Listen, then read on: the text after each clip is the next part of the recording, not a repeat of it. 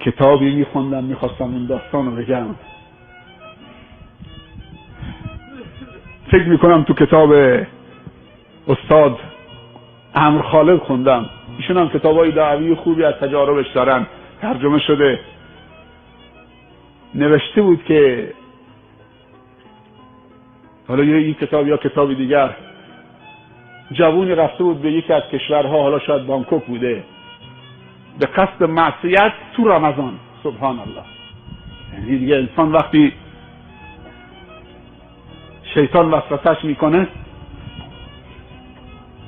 خودش نقل میکنه، داستانش آمده پیش عالمی، میگه که چند شبی میرفتم کاباره و بار و رقاصه خانه و مشروب میخوردم و جوان مسلمان عرب. نصف شب برمیگشتم هتل خسته و کوفته و میگه چند شب همین کارم بود تا اینکه شبی برگشتم به هتل نیمه سکران بودم، هر کاری میخواستم کرده بودم، آمدم تو هتل خودمو انداختم رو تخت.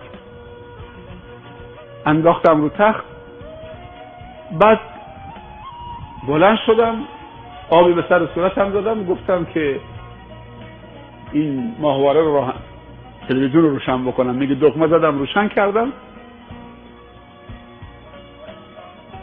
دکمه رو زدم، یه کانال آمد، عوض کردم کانال دوم. همینجور کانال عوض میکردم، سوم یا چهارم بود. وقتی دستم رفت رو دکمه زدم، دیگه خدا دیگه میخواست که من هدایت بشم. کانال سوم که زدم مسجد الحرام آمد. نیمه سکران عیاشی تو بانکوک، کانال سوم مسجد الحرام آمد که صدایش داره دعا میکنه.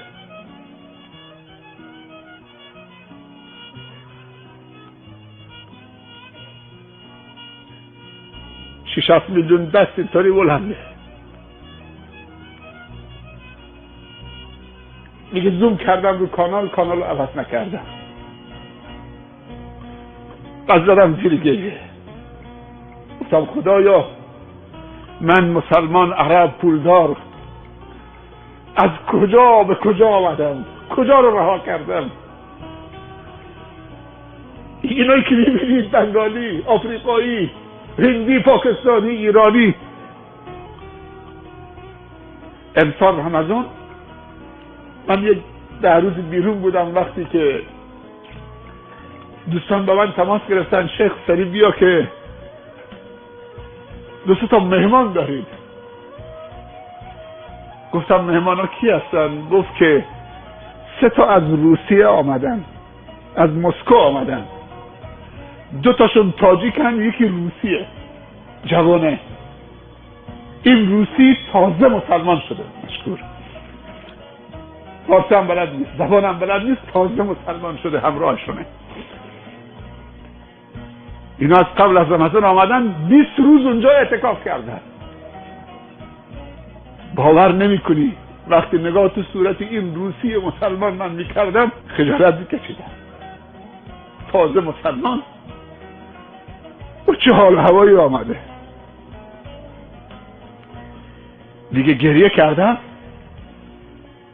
سریع جمع کردم، گفتم استغفر الله، کیفمو جمع کردم، توبه کردم، رفتم